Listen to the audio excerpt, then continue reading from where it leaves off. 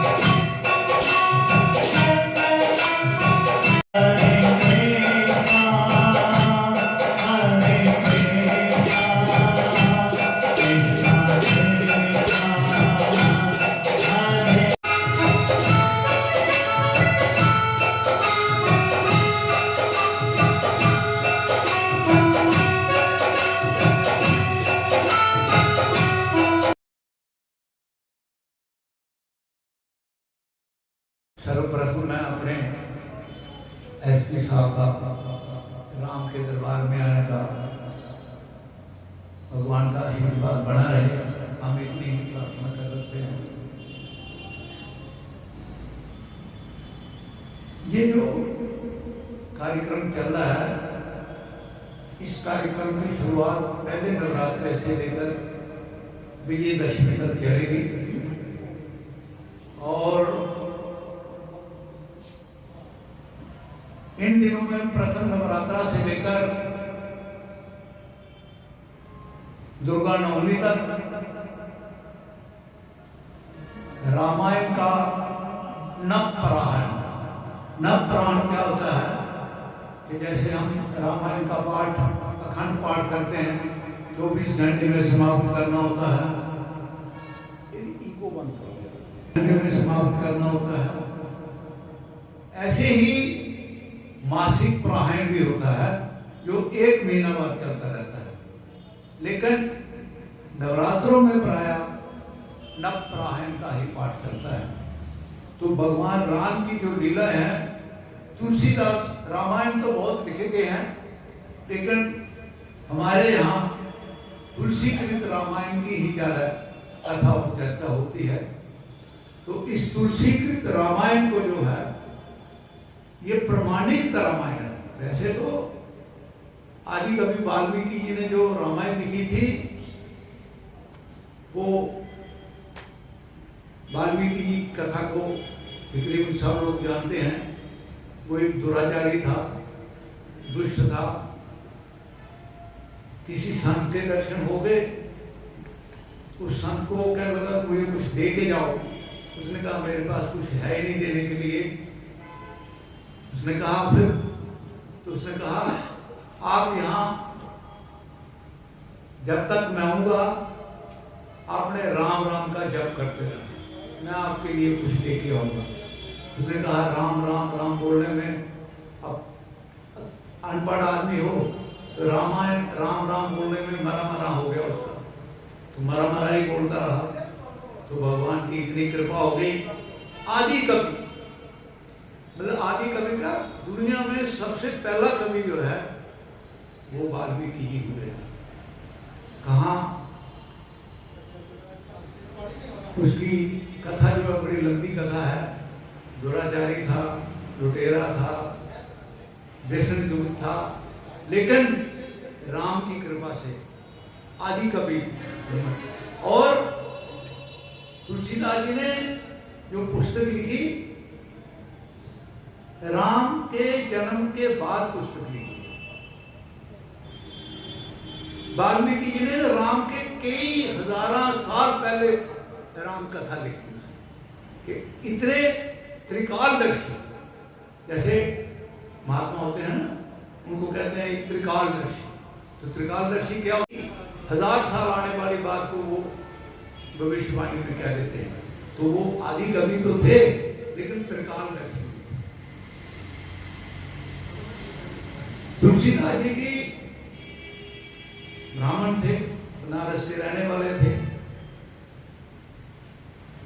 पति पत्नी के साथ संबंध सब परिवार के होते ही हैं, लेकिन वो पत्नी के साथ ज्यादा लालसा कर रहे थे। सावन का महीना था,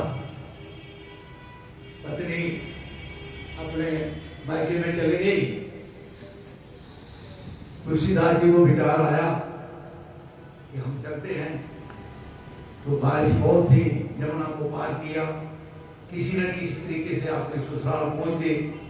अर्धरात्रि का समय था। देवी ने कहा, बड़ा श्लोक है, उन्होंने कहा कि अगर आपसे जितनी मेरे से आप ममता करते हैं, अगर राम से ममता होती तो क्या जाने क्या ना क्या प्रकट हो जाता। तो तुलसीदास जी की धर्म पत्नी गुरु के रूप में उनको शब्द कहा, वो उनके मन को ठेस कर गया। जब वो मन को ठेस कर गया तो उन्होंने उसी दिन संकल्प कर लिया कि हम राम को प्राप्त जरूर करेंगे। तुलसीदास है, जो लोग ये है वहां बनारस में, वो देखा होगा तुलसीदास है। वहां तुलसीदास जी राम राम मतलब जपना शुरू हो गए। तुलसीदास पर जब वो कथा करते थे, राम राम जपते थे, तो शौच के लिए ऐसा नहीं था कि आजकल अटैच बाथरूम थे, तो दूर जंगल में शौच के लिए जाना पड़ता था। तो जल लेके जाते थे शौच करने, बड़े मटके में गऊ में ले जाते थे पानी। तो जब आता था करमंडल का पानी, वो उस वृक्ष के नीचे, बेरी का वृक्ष था, वहां वो डाल देते थे। डालते रहे। एक दिन वहां एक प्रेत का वास था। उस प्रेत ने जब रोज उसको पानी वहां मिलता था, तो कुछ दिनों के बाद वो जब तुलसीदास जी ने उसको जल दिया, तो तुलसी को प्रेत प्रकट हो गया। बोला, जी आपने मेरी बड़ी सेवा की है, क्योंकि मैं यहाँ प्रेत के रूप में यहाँ रहता हूँ, मैं बड़ा प्यासा हो गया हूँ, मुझे कहीं जा नहीं सकता हूँ, लेकिन मैं आप जल देते हैं तो मुझे बड़ा अच्छा लगा। तो बोलिए, आप मांगिए मुझे से क्या, मैं क्या आपकी सेवा कर सकता हूँ। उसने कहा, मुझे कुछ नहीं चाहिए, मुझे राम के दर्शन करने। वो कहने लगे, भाई मेरे में इतनी क्षमता नहीं है। अब कोई किसी को कहे कि मुझे प्रधानमंत्री से बुलाओ, तो वो कहता मेरे पास तो इतनी शक्ति नहीं है, मेरे पास इतना संपर्क नहीं है, मेरे पास कोई प्रोटोकॉल नहीं है जो मैं राम से आपको बुला दूं। हाँ, एक बात मैं कह सकता हूं, हनुमान जी से आपकी भेंट करवा सकता हूं, और हनुमान जी अगर मिल गए तो समझो राम जी आपको मिलेंगे। भाई हनुमान जी को कैसे मिलूंगा? बोले, मेरा बंधन ऐसा है, लेकिन एक बात मैं आपको बताता हूं, यहां भी राम कथा होगी, जो सबसे पहला व्यक्ति आएगा और अंत में जाएगा, वो हनुमान के रूप में। तुलसीदास बहुत अच्छा है। बनारस में कथा तो घाट घाट पे चल ही रही है।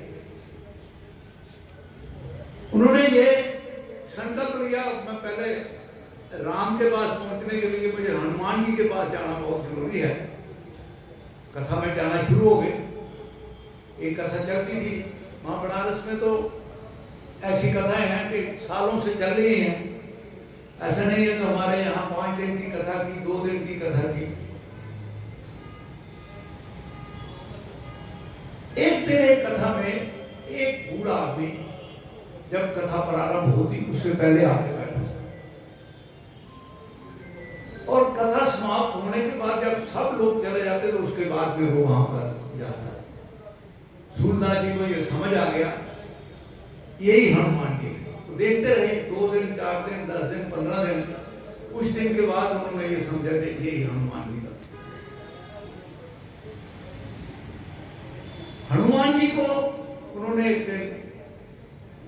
कहा, उन्होंने कहा नहीं मैं नहीं, कोई मैं ऐसे भिखारी हूँ, ब्राह्मण हूँ, ऐसे करने वाले।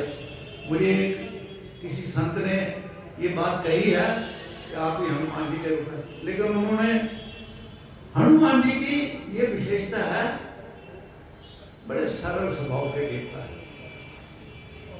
और अष्टरंगी जो हुए हैं उनमें हनुमान जी अश्वत्थामा, बलि, व्यासा, हनुमानता विष्णा कृपया परशुरामा के सप्ते ते चरणी मार्गम दे कथा। और चिरंजीवी क्या है कि जब से उन्होंने सृष्टि पर आए हैं और जब तक ये सृष्टि रहेगी तब तक उनकी आयु। जैसे हम कुछ कहते हैं ना कि इसकी क्या है कि ये जब तक सृष्टि रहेगी, तो ये जो अष्टचिरंजीवी हैं उनमें हनुमान जी भी एक अष्टचिरंजीवी। इसीलिए इस बात को ध्यान में रखते हुए हमने ये विचार किया, यहां बैठने में हमें कई साल हो गए, 10 साल, 12 साल, 15 साल लगे हमको इस जगह पर। यहाँ आज ये जिस स्टेज में है, 15 साल पहले से हम प्रयास में थे। तो हमने कहा हमारा प्रयास लगातार निरंतर तौर के ऊपर विफल हो रहा।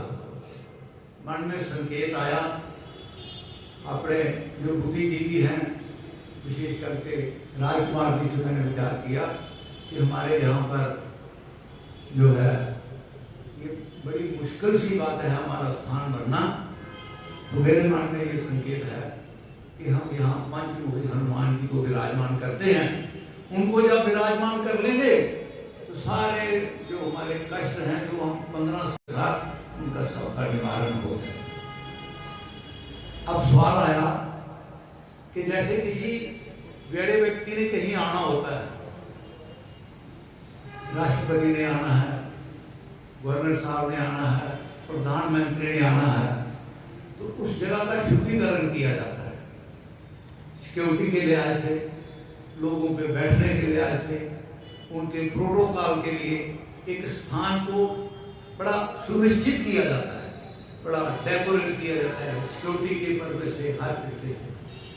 उसी प्रकार से हम इस स्थान को हनुमान जी के आने से पहले, जैसे किसी आदमी ने, बड़े आदमी ने आना होता है तो उससे पहले 3 दिन पहले प्रोटोकॉल शुरू हो जाता है।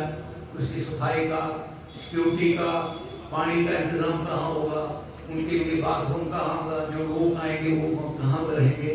तो उसी सिलसिले में हमने भी एक विचार किया, ठाकुर जी की प्रेरणा आई कि यहाँ पंचमुखी हनुमान जी हैं। वो केवल हनुमान जी नहीं है, 4 लोग उनके पास हो गए, नरसिंह जी भी उनके साथ हैं और दूसरे, बड़ी लंबी स्टोरी है उनकी। तो उस सिलसिले में हमने यहाँ पर ये जो कार्यक्रम है हनुमान जी के आने के ऊपर, हमारा ये विचार है कि कम से कम भी यहाँ पर ये जो महामंत्र है, अब भगवान की क्या इच्छा है, लेकिन मैंने इन ब्राह्मण लोगों से बोला है कि कम से कम भी 1.25 लाख का जो है वो महामंत्र का यहाँ जाप हो जाना चाहिए। अब जाप करने का भी जो हमारा तरीका है उसमें थोड़ा सा आपको मैंने समझाना है। जब हमने ये महामंत्र का जाप करना है तो उस वक्त हमें सब चीजों को एक तरफ छोड़ देना है। जैसे आप मोबाइल का चार्जर लगाते हैं ना, तो उसमें अगर प्लग पूरा नहीं लगे तो कहते हैं अभी मतलब लगा था लेकिन चार्ज नहीं हुआ, क्योंकि उसको पूरा उसके साथ संपर्क नहीं किया। इसी तरीके से हमने जितनी भी देर यहाँ जप करना है, मोबाइल को, बाहर की बातों को और आगे पीछे का नाम चीजों को सबको हमें छोड़ना है। पहला नंबर तो ये भावना होनी चाहिए कि मैं यहाँ पर जो है ये महामंत्र का जो जाप कर रहा हूँ, भगवान विष्णु का ध्यान करना है और उसके बाद एकाग्रता, पूर्ण रूप से एकाग्रता। फिर जब मुंह से बोलेंगे 1, ताड़ी बजाएंगे 2, ढोलक बजेगा 3, मतलब जितने भी यहाँ पर ये इसकी भी गिनती है। ये जैसे मैंने बोला हरे राम राम राम हरे हरे, तो मेरे मुंह से अगर बिना वो 12 शब्द का जो लफ्ज है वो 1 बनता है, तो ये भी अगर चलेगा ये भी गिनती में आएगा। इसलिए आपने जब भी ये पाठ करना है, जब करना है तो निरंतर तौर के ऊपर ताड़ी का या कोई अगर जंतर आपके पास है तो उसका आपने प्रयोग करना है। ताड़ी का प्रयोग करने का बहुत बड़ा, ब्लड प्रेशर की बीमारी के लिए, हार्ट की बीमारी के लिए, ये जिसको हम क्लपिंग कहते हैं, ये बड़ा लाभ है। तो ये भी जरूर करना है और ध्यान भी एकाग्रत करना है। ध्यान फिर उससे क्या हुआ, मंत्र बोलने से तन, मन और ध्यान, तो 3 हम एक दफा बोलेंगे हरे राम राम राम हरे हरे, हरे कृष्ण कृष्ण कृष्ण हरे हरे। तो अगर हमने ध्यान भी लगाया है, मन भी लगाया है और हाथ भी लगाया, तो 3 मंत्र का जाप हो जाएगा। मेरा इसको जहां तक महामंत्र का सवाल आता है, बाकी सबको मंत्र ही कहते हैं। ओम नमः शिवाय, ओम नमो भगवते वासुदेवाय, ओम हनुमंते नमः, दुर्गा का भी है। तो किसी को महामंत्र की संख्या नहीं है, सब मंत्र हैं। हनुमंत्र का हम जाप करिए, आप विष्णु सहस्त्र नाम का जाप करिए, लेकिन महामंत्र जो है वो एक ही है, हरे राम राम राम हरे हरे, हरे कृष्ण कृष्ण कृष्ण हरे। अब गौड़िया मठ वाले हरे कृष्ण पहले बोलते हैं, हरे राम, लेकिन एक ही बात है, हमें इस चक्कर में नहीं पड़ना है। हरे कृष्ण पहले है या हरे राम पहले है, लेकिन ये सब विष्णु के स्वरूप हैं, उनका हमें ध्यान करना है। हरे कृष्ण बोले तो भी अच्छा है, हरे राम बोले तो भी अच्छा है। तो कहने का अभिप्राय यह है कि हमने जितनी भी देर यहाँ 3 से 5 का जो कार्यक्रम है, इसमें हमने निरंतर तौर पर, आज मैं देख रहा था आप लोगों का कभी कोई मोबाइल की तरफ लगा था, कोई ऐसे नहीं कर रहा। ऐसे करने से कोई लाभ नहीं होगा, टाइम की ही सिर्फ नष्टता होगी। सबसे वैल्यूएबल चीज आप बताइए क्या है? सबसे वैल्यूएबल चीज क्या है हमारे पास? मैं प्रश्न करूंगा किसी आदमी से, सबसे वैल्यूएबल, सबसे कीमती चीज क्या है? तो उत्तर आएगा गाड़ी, धन, दौलत। लेकिन सबसे वैल्यूएबल जो है वो समय। आप देखो, जब शरीर को छोड़ना होता है ना, तो उस वक्त अगर आप कहोगे 1 मिनट भी आपको नहीं मिल सकता है। मतलब पैसे आपके हैं तो वो बैंक में हैं तो फटाफट बुला लो, जमीन है उसको बुला लो, परिवार है उसको आप इकट्ठा कर लो कि मैं शरीर छोड़ने वाला हूं, मेरा सारा परिवार हो जाएगा। लेकिन आप कहेंगे कि मुझे 1 मिनट का समय दे दो, तो मेरे ख्याल में 1 क्षण भी नहीं लगेगा। तो इसलिए समय को, जिसको हमने फालतू में समय रखा है, मुफ्त में मिला हुआ है, ये नहीं, ये गलत सोच है। सबसे बड़ी वैल्यूएबल जो आइटम है हमारे पास वो समय है। समय का सदुपयोग करना, यही एक हमारे शास्त्रों की मर्यादा है। तो इसलिए आपने ये ध्यान रखना है कि समय से जो भी काम करना है वो पूर्ण रूप से एकाग्रता से, पूर्ण रूप से एकाग्रता से जाप करना है। घर में आपने जाप करना है, पूजा करनी है, पाठ करना है, आप 10 मिनट करिए, आप 15 मिनट करिए, आप 20 मिनट करिए, 1 मिनट करिए। मैं तो केवल मात्र इतना कहता हूं कि ठाकुर जी ने हमको ये जो हमारा शरीर है, इसकी कोई कीमत ही नहीं डाल सकता। मैं अभी आपको एक किसी ने दांत लगवाना हो तो हमें 32 दांत ठाकुर जी ने दे रखे हैं। एक लगवाना तो आज डॉक्टर के पास 10-20 हजार रुपये एक का ले लेता है, वो भी आर्टिफिशियल।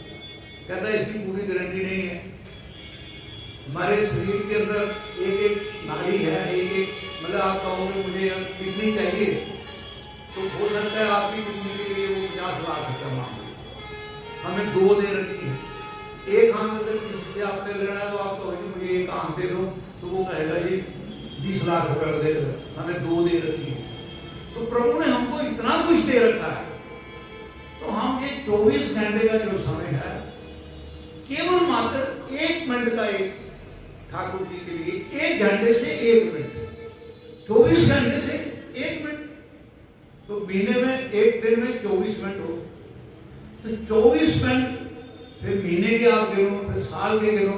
तो मैं कहता हूं कि इसको हमने ऋणोद्धार जो ठाकुर जी का है, वो केवल आज का आज ही समाप्त करना है।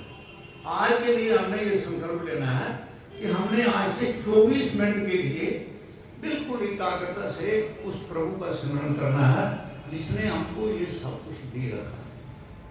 सब कुछ देने का मतलब शरीर है, हमारा मन है, हमारी बुद्धि और हमारे जो सहनशीलता है, ये ठाकुर जी की देन। तो इसलिए हमने निरंतर तौर के ऊपर इस बात को करना है। अब हम सब मिलकर हनुमान जी का जलीसा करेंगे, उसकी आरती होगी और फिर इसका समापन होगा। रामाय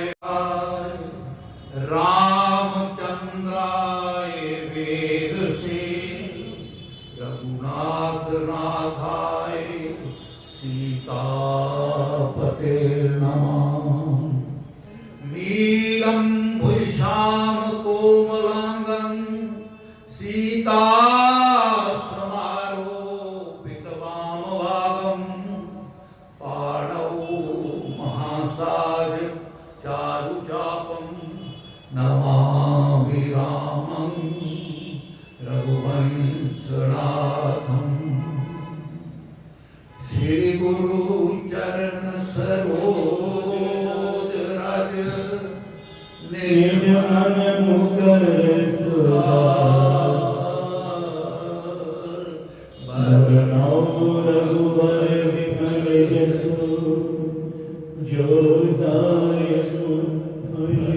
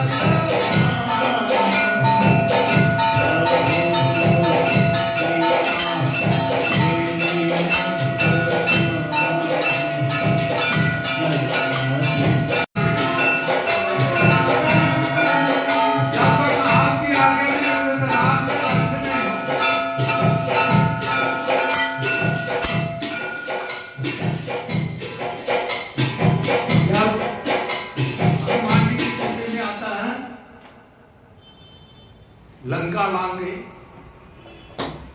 सीता माता को मिले, तो उसने कहा ये वो बड़ा काम है।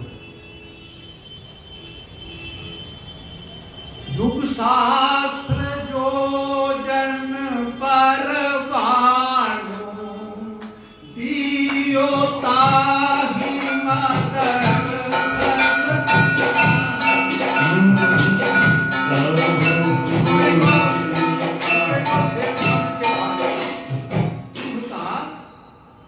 क्या बड़ी बात है समुद्र को लांघना? बड़ी बात है? नहीं, अरे इससे भी बड़ी बात, हजारों योजन के ऊपर सूरज और बाल रूप में उसको फल समझ के खा लिया, इससे और बड़ा क्या काम कर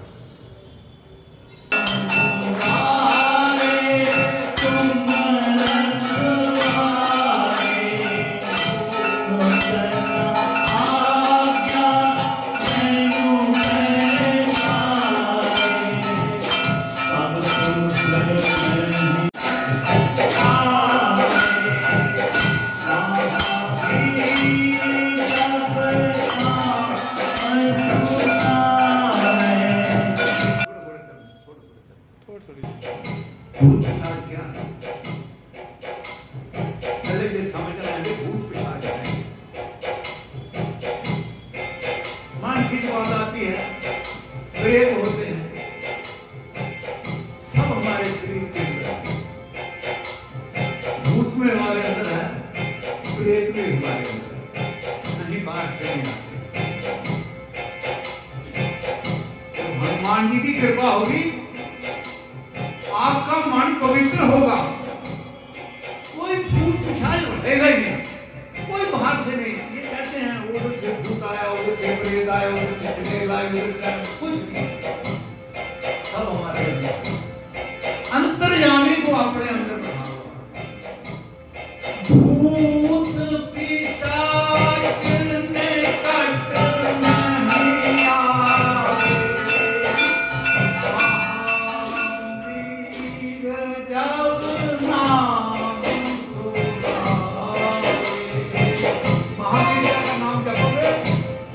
आवे, ठाकुर जी आपके अंदर आ जाएंगे, राम जी आपके अंदर आ जाएंगे। राम आपके अंदर आ गया तो आएगा कैसे? हनुमान जी को जब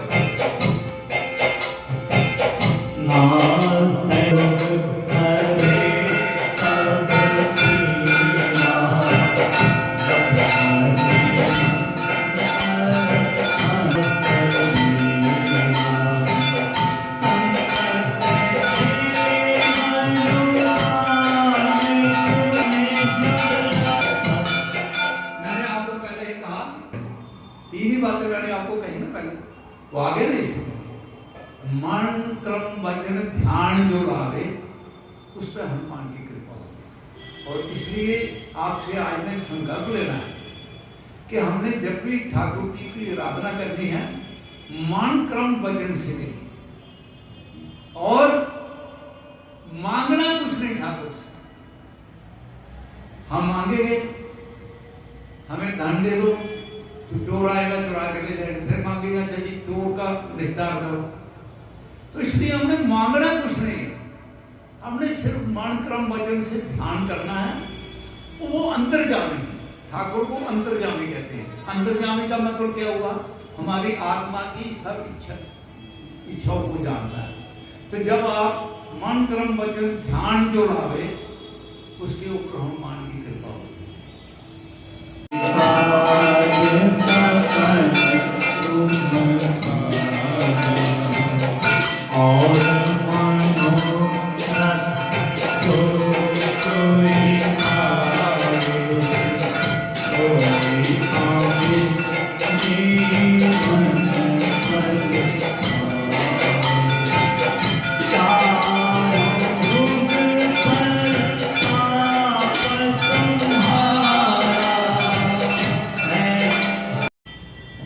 जितनी संपत्ति उनके पास है, किसी के पास नहीं।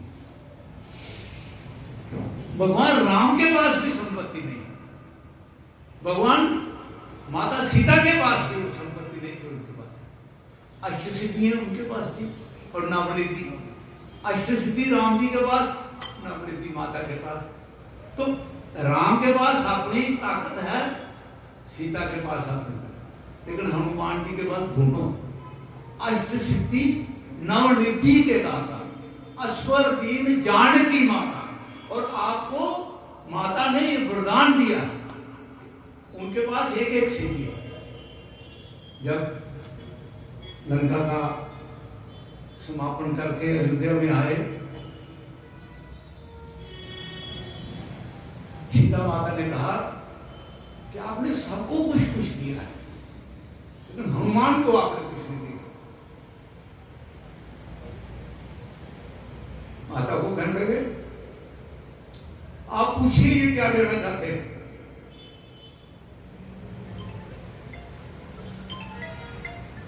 राम जी ने कहा, ठीक भाई, माता ऐसे बोलती हैं तो फिर आप इसको बंद कर दीजिए,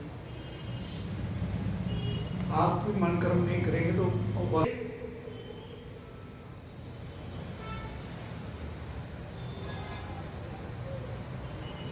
सीता माता ने पूछा, आपको हम कुछ देना चाहते हैं, कोई पद देना चाहते हैं, हो सकता है अयोध्या का राष्ट्रपति बना दे, कुछ बना दे। वो राजा थे जो मर्जी सृष्टि का बनाते थे। हनुमान जी का उत्तर क्या आया, बाली को आपने किष्किंधा का पद दे दिया, राजा बना दिया। सुग्रीव को राजा बना के लंका का पद दे दिया। और राम जी अयोध्या के राजा बन गए, एक पद मिला ना, उनको सब एक एक पद मिला। सुग्रीव को किष्किंधा का राजा बन गए, वो लंका के बन गए और ये अयोध्या के बन गए। तो बोलो मेरे पास तो दो पैर है, मेरे पास दो पद है, राम जी के दोनों चरण मेरे पास है, क्योंकि चरण चाप करने का मेरे को अधिकार है। राम जी आप जब भी बैठे हुए हैं, लक्ष्मण जी बैठे हुए एक साइड के ऊपर, लेकिन चरणों को छूने का अधिकार केवल मात्र हनुमान जी को। तो उन्होंने कहा, माता मेरे पास तो दो पद हैं, आप सबके पास एक एक पद है, राम जी के पास भी एक पद है। लंका का राजा सुग्रीव, किष्किंधा का बाली, और दो पद मेरे पास है।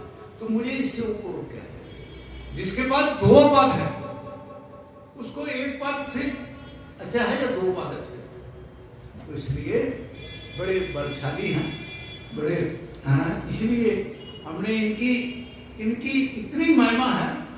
अष्ट सिद्धि नवनिधि के दाता, अस्वर दीन जानकी माता, राम रसायन तुमरे पासा, सदा रहो रघुपति के दासा। भगवान कुछ ऐसी चीजें हैं जो सबको नहीं पता है। हनुमान जी की पूजा जब मर्जी आप करो, दिन को करो, शाम को करो, लेकिन अगर अनुष्ठान करना है तो रात को 9:30 बजे के बाद, सुबह 4 बजे तक। जो लोग हनुमान जी को सिद्ध करते हैं, जो अनुष्ठान करते हैं, उनका ये समय है। ये पंडित जी विद्वान आगे बैठे हुए हैं, हनुमान जी की सिद्धि प्राप्त करने के लिए केवल मात्र रात है। क्यों? आप दुर्गा की सिद्धि कभी भी कर सकते हैं, भगवान शंकर की कभी कर सकते हैं, लेकिन हनुमान जी को अगर आपने प्राप्त करना है, उनका विशेष अनुष्ठान करना है, तो रात्रि 9:15 से लेकर सुबह 4 बजे तक ही आप करोगे तो आपको हनुमान जी का अनुष्ठान होगा। क्यों? भगवान का राम मंदिर जो है दुनिया के हर कोने में 9 बजे बंद हो जाते हैं, चाहे वो देश में हो या विदेश में। तो जब तक राम जी समाप्त होकर अपने शय्या पर नहीं जाएंगे तो हनुमान जी जो है वो उनके साथ रहते हैं। और 4 बजे जब वो स्नान करते हैं तो उसके पश्चात हनुमान जी उनके साथ लग जाते हैं। और उस समय में हनुमान जी सोते नहीं हैं, सरयू के किनारे पर राम राम जपते रहते हैं।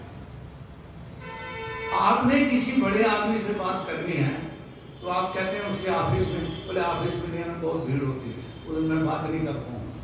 शाम को आप जब मैं फ्री होकर घर हो जाऊंगा, उस वक्त आपने मेरे साथ आके बात करना है। कोई बात विशेष करनी, आप सब लोग जानते हैं, किसी के पास जाना है, शाम को आपने मेरे घर आना है, जब मैं ऑफिस से आ जाऊंगा बैठ के फिर आराम से बात करेंगे।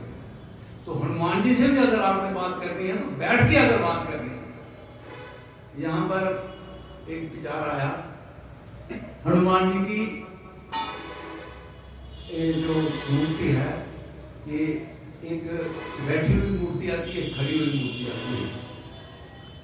तो अब मूर्ति वाले से मेरा विचार चल रहा था, मूर्ति वाला कर लगा कि पंचमुखी मूर्ति जो है वो खड़ी मेरे पास तैयार है, बहुत अच्छी सुंदर मूर्ति है, एक नंबर की मूर्ति है, एक नंबर का पत्र लगा हुआ उसको मटेरियल। मैंने कहा नहीं वो नहीं, पूरे सब वो लोग कोई लगाते हैं। और मूर्तिकार जो होते हैं ना, ये बड़े विद्वान होते हैं, चाहे वो अनपढ़ होते हैं लेकिन बड़े समझदार होते हैं। तो उनके पास मूर्ति लेने वाला संत महात्मा अच्छा बुरा सब जाते रहते हैं। मुझे कहने लगे कि आप वो बड़ी अच्छी मूर्ति बनी है। तो मैंने कहा नहीं भले हम बैठी मूर्ति नहीं, सब लोग तो खड़ी मूर्ति लेते हैं, तो आप। उसने कहा नहीं बहुत अच्छी मूर्ति है और पैसे भी कम लगेंगे और 2 दिन में भी आपके पास पहुंच जाएंगे। मैंने कहा नहीं ऐसा। तो वो बड़ा अपना सज्जन है, प्रेमी है। तो मुझे कहने लगा शास्त्री इसमें क्या आपकी लाजत है? मैंने कहा लाजत नहीं, मेरी भावना है। लाजिक बात दूसरी होती है, भावना बात दूसरी होती है। कह रहे वो क्या है मुझे जरा बताएंगे आप? मैंने कहा मैं बताना चाहता नहीं हूँ, लेकिन आप पूछ रहे हैं मैं जरूर बताऊंगा। मैंने कहा हमें हनुमान जी को वहां बिठाना है और उनसे कोई बातचीत करनी है। महाराज हमारे ये कष्ट है, इसको ये कष्ट है, इसको दूर करना है, इसकी ये बात है। मैंने कहा आपको पता है जज जब बैठता है ना, तो ट्रैफिक जज भी होता है, तो जब उसने चालान करना तो कुर्सी पर बैठता है, खड़े चालान नहीं कर सकता। खड़े जज कभी किसी को दोष नहीं दे सकता है, उसको पहले कुर्सी पर बैठना होगा। आपने किसी ऑफिसर से बात करनी है तो जब कुर्सी पर बैठा होगा तो आप उससे बात करेंगे। खड़े खड़े तो यही अच्छा हमारे नमस्ते जी, आप कैसे हो, परिवार ठीक है, मंगल है, इतनी ही बात होगी। लेकिन अगर आपने कोई विशेष बात करनी है तो बैठे हुए से बात करनी है। ये मेरी भावना है। मैं इस भावना को लेके बैठी हुई मूर्ति का आग्रह करता हूँ। तो ये प्रभु की कृपा है कि हम वो बैठे हुए आ रहे हैं और मुझे पूरा विश्वास है ये जो जम्मू यात्री भवन है, ये जम्मू यात्री भवन धाम के रूप में बनेगा। ये ऐसे नहीं है कि धर्मशाला लोग आएंगे खाएंगे पिएंगे, यहाँ जो ठाकुर जी से मांगेगा उसको मिलेंगे। इस भावना से हम उनको बुला रहे हैं और उसी भावना से वो यहाँ आएंगे। जय श्री राम। होगा हनुमान जी ने विवाह किया, ब्रह्मचारी थे, लेकिन हनुमान जी ने शादी की थी। और शादी किससे की थी? शनि की बहन से उनकी शादी की, सूर्य पुत्री थी। ऐसा हुआ कि पहले हनुमान जी का और सूर्य का बड़ा विरोध रहा, वाद विवाद रहा। इंद्र ने फिर उनके धनुष को मारा तो उनका मुंह, बड़ी लंबी चौड़ी स्टोरी है। लेकिन हनुमान जी निपुण बड़े, दुनिया में कोई इतना बुद्धिमान नहीं था जितना हनुमान जी। अब उन्होंने एक सिद्धि प्राप्त करनी थी और वो सिद्धि केवल मात्र विवाहित को मिल सकती थी और उसके सूर्य से वो शिक्षा ग्रहण कर रहे थे। सूर्य उनके फिर गुरु बने। बड़ी लंबी बात है, वो पुराण में बात आती है। उन्होंने कहा भाई देखो मैंने सब आपको जितनी आपको सिद्धियां देनी थी, जो आपको पढ़ाना था वो पढ़ा लिया, लेकिन अब आपको शादी करने की। उन्होंने कहा मैं तो ब्रह्मचारी रहूंगा। उन्होंने कहा ठीक है ब्रह्मचारी रहेगी, लेकिन शादी करना चाहिए। फिर अब हनुमान जी के साथ शादी करने वाला अब तालमेल होना चाहिए ना। लड़की भी अब कोई देखते हैं, बाहर देखते हैं, लड़का और लड़की का बाहर, उसका परिवार का, उसका ये वो, उसका वो, उसका परिवार, उसकी एजुकेशन, उसका ये कितनी चीजें आप लोग देखते हैं। तो हनुमान जी के लिए भी तो सारी चीजें देखना बड़ी जरूरी थी। तो उन्होंने कहा आग्रह किया सूर्य से, भाई मैं जब तक, और सूर्य जी बीच में डरते भी थे कि ये बड़ा बलशाली है, मैं पहले ही मुझे इसने अपने मुंह में डाल दिया था, ऐसा ना हो कोई गड़बड़ी हो जाए। तो उसने कहा अच्छा मेरी पुत्री है, उसके साथ मैं आपकी शादी कराता हूँ। हनुमान जी ने शादी की, और अगर भगवान की कृपा रहे तो हम यहाँ वो मूर्ति भी लगाएंगे हनुमान जी की पत्नी के साथ, स्वपत्नी। वो केवल मात्र तेलंगाना में मूर्ति है हनुमान जी की पत्नी के साथ, और कहीं मूर्ति नहीं है। प्रयास करेंगे, लेकिन उनकी आज्ञा लेनी पड़ती है। ऐसे नहीं है कि आप मूर्ति यहाँ हनुमान जी की कोई भी काम करने के लिए आपने पहले उनकी आज्ञा लेनी पड़ती है। हमने यहाँ मूर्ति रखी है तो पहले आज्ञा ली हमने, मैंने आज्ञा ली। मैंने उनको कहा महाराज आपको यहाँ विराजमान करना है, एक मुखी में करें, पंचमुखी में करें, एकादश मुख में करें। तो उनका संकेत आया कि नहीं 5 मुखी ठीक है, आप यहाँ 5 मुखी कर दो। तो ऐसे ही कोई भी काम करने के लिए, क्योंकि वो चिरंजीवी हैं, जीवित है ना, उनसे कोई हाँ ऐसे है कोई हमारे पितर हैं वो चले गए हैं, उनको चलो उनकी आत्मा है, नहीं, वो तो जीवित है। हम जब पाठ कर रहे हैं तो यहाँ आए हैं, वो उन्होंने देखा है और उसको सुना है, और हमको आशीर्वाद दे के जाएंगे। ये मानने की बात है, कोई माने या ना माने, लेकिन मैं समझता हूँ गीता में उसने कहा है मद भक्ता यत्र गायन्ति तत्र तिष्ठामि नारद। नारद ने पूछा हे प्रभु आप सारी सृष्टि के स्वामी हैं, अब स्वर्ग में भी जाते हैं, भूलोक में भी जाते हैं, त्रिलोक में भी जाते हैं, आप सारे युगों में घूमते हैं, सारे पाताल में भी जाते हैं। तो आपको ढूंढने के लिए, मिलने के लिए बहुत से लोग मुझे प्रश्न करते हैं।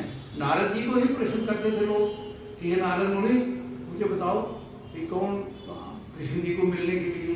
अब आप कथा सुनते हैं ना, सनकादि मुनि बैठे होते हैं तो नारद जी से प्रश्न करते हैं। उन्होंने कहा मैं प्रभु से पूछ के आता हूँ, ठाकुर जी से पूछ लेंगे कि हमारे मुझे एक बात बताओ, मैं सब बातों को उत्तर लोगों को दे देता हूँ, लेकिन एक बात तो मेरे पास उत्तर नहीं है, आपको किसी ने मिलना है वो कैसे मिलेगा, वो कहाँ मिलेगा। और कलयुग में आज के तो पहले 1000 साल की आयु होती थी, 500 साल वो तपस्या करता था, फिर उसके बाद भगवान प्राप्त होते थे। तो अब उन्होंने कहा कलयुग में तो इतनी आयु नहीं है, 100 वर्ष की आयु आपने फिक्स करी, अब 60 तक पहुंच गई, घटती जा रही है, ये 11 वर्ष तक आ जाएगी। कलयुग का जब समाप्त होगा तो 10 वर्ष की आयु जो है पूर्ण आयु हो जाएगी। आज 100 वर्ष की थी, आप कौन 100 वर्ष का आदमी मिलता है।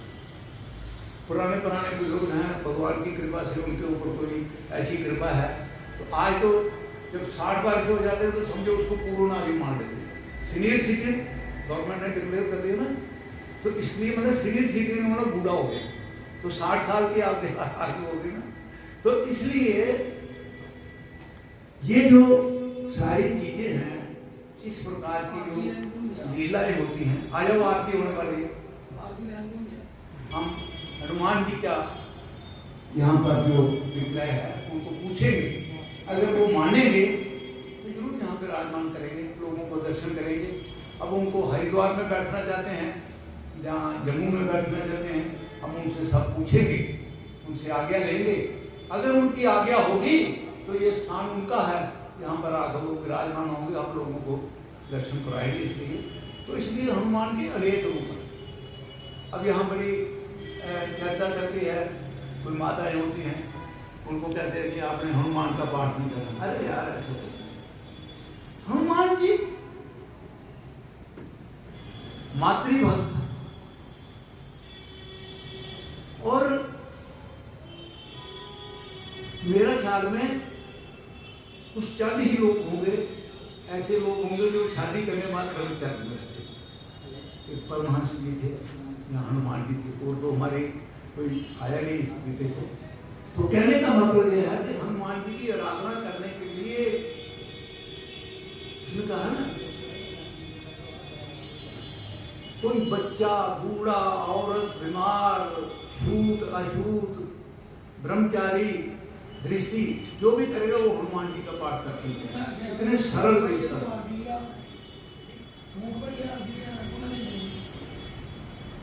चलो, दीप पाप में हरतम दीप ज्योति प्रज्वलन करते हुए शुभम भक्तु हमारे शिव कुमार शर्मा जी मम शत्रु विनाशाय दीप हमारे अजीज हैं। ये शुभम भक्तो बहुत ही कल्याणं खुशी का पल आरोग्यं है। तन संपदा मम शत्रु आज की विनाशाय दीप इस ज्योति नमस्तुते मुख्य आरती के दीपो ज्योति परम ब्रह्मा दीपो ज्योति जनार्दन दीप पाप में हरतम दीप ज्योति नमस्तुते शुभम भक्तो कल्याणं आरोग्यं तन संपदा मम शत्रु विनाशाय दीप ज्योति नमस्तुते।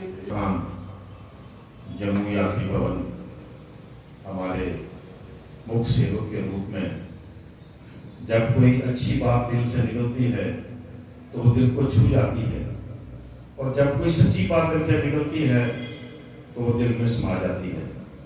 आज पवन जी ने जिस बात विभोर होकर हनुमान जी के बारे में, मूर्ति की प्रतिष्ठा के बारे में और इनके बारे में जो बातें कही, और इतने भावुक हो गए थे कि हम भी विचलित हो गए सुन के इनकी बातें।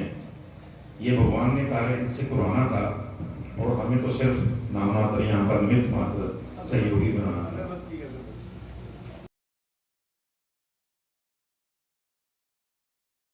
ओम दीपो ज्योति परम ब्रह्मा दीपो ज्योति जनार्दन दीप पाप में हरतम दीप ज्योति नमस्तुते शुभम भक्तो कल्याणं आरोग्यं तन संपदा मम शत्रु विनाशाय दीप ज्योति नमस्तुते। हमारे बंसीलाल जी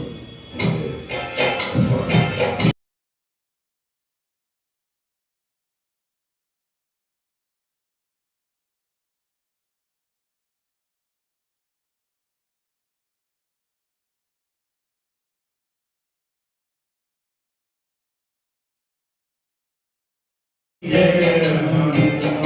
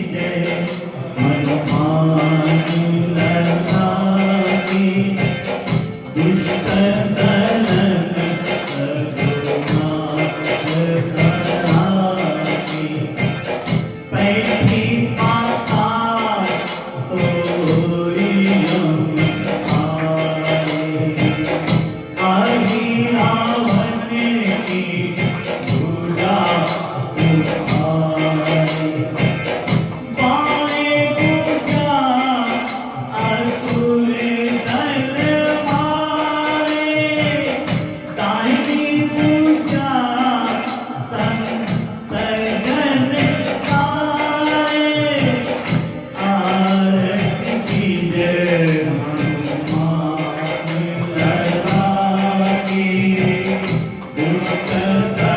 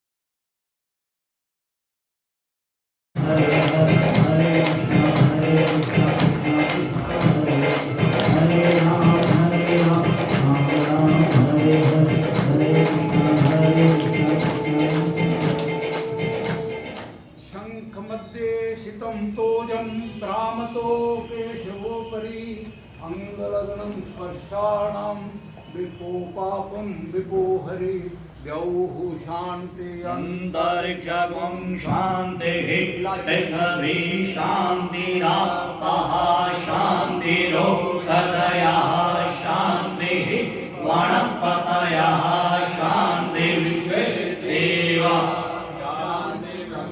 शान्तिः शान्तिर्भवतु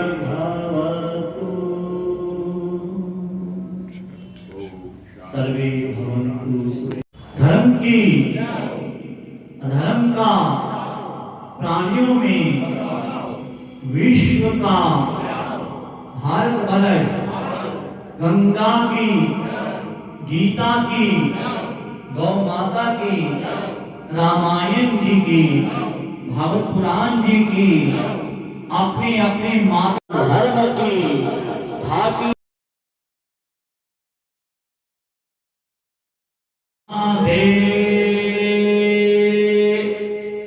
सभी को मेरी ओर से जय श्री राम। बोले जय श्री राम, जय श्री राम, जय श्री राम। हम राम राम कह के मिलते हैं और राम राम कह के हम आज्ञा लेते हैं जाने की। आप सभी को जय श्री राम।